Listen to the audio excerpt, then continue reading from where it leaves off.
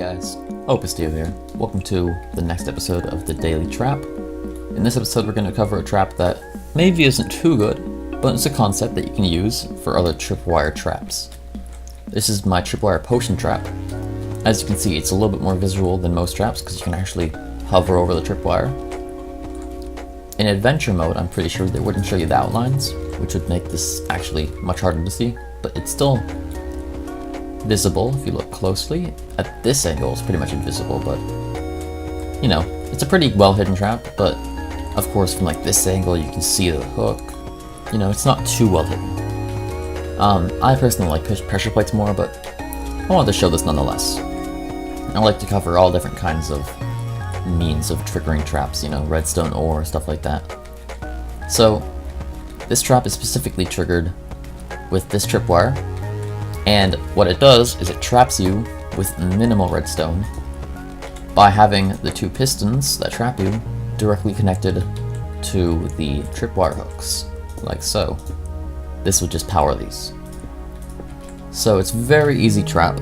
It just sticks you in, and then your means of killing the player while they're in there can be anything. It can be a hole, boop boop, and you fall into the hole.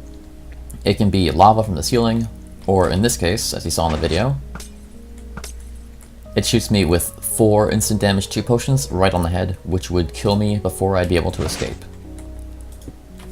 So very effective. I think I just got a Skype message.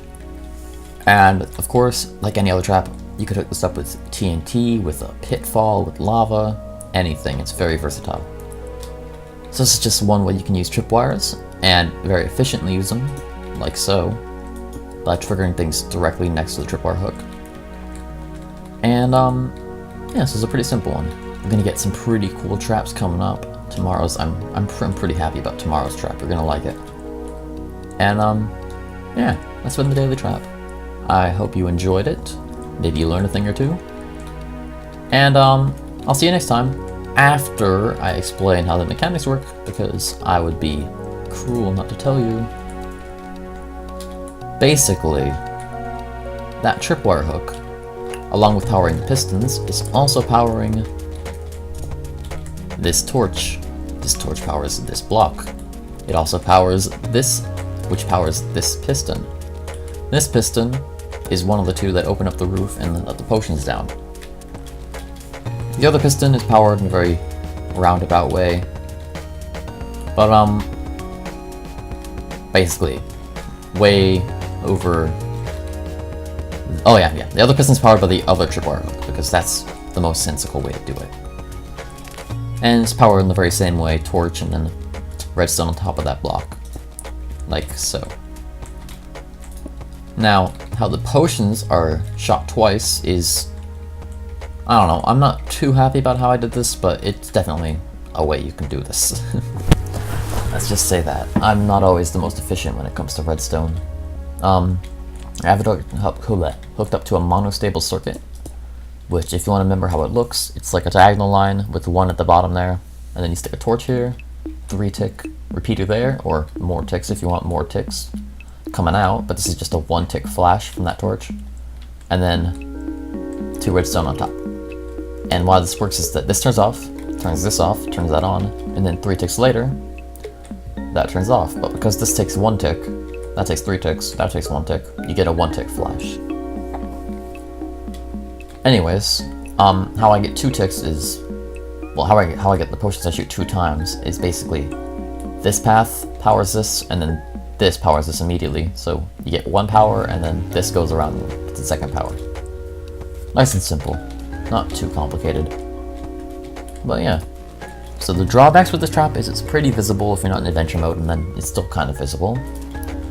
You could take the tripwire hooks and put them a little bit further back, but that would make it so you can't put the pistons right there, so it'd be a little bit more difficult. Not too much more. Well, actually no, you could still put the pistons there, they'd just be visible. Tripwire hook would still probably power them, I think.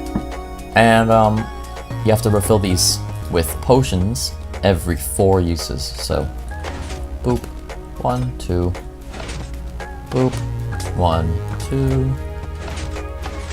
1, 2, and now they only have 1 left, so now it's gonna stop working. that would not kill somebody, that would deal them 6 hearts. So, yeah. It's a trap that works 4 times in a row. That's a really good thing. Most of the traps that I'm showing you aren't resettable without manual reset because, you know, it's pretty hard to make a trap that doesn't need manual reset. Or it isn't too hard, but for the traps I'm showing you, you do need manual resets. This one doesn't need a manual reset. The coal ones do because of course you gotta replace the block. You could just stick this in a cave, troll your friends with it. You could put this in an adventure map where they have to look out for tripwires, or else, or you know, you could just like hit them with 1 just to hurt them. You know, if you're playing like an adventure map with lots of monsters. Here's probably the biggest drawback in my opinion. Enemies can walk over this and then the enemies will trigger it. So, unlike the other 2 traps, this one can be triggered by enemies, which is not too pleasurable, since it's in a cave. So, you know, light up the cave before you build this, right? Yeah, this has been the Daily Trap. That is the trap for the day. I hope you enjoyed, and I'll see you tomorrow for a really cool trap that you might actually have seen in the trailer. The last 2 traps I think were pretty cool, and I like them a lot. And, I'll see you guys next time.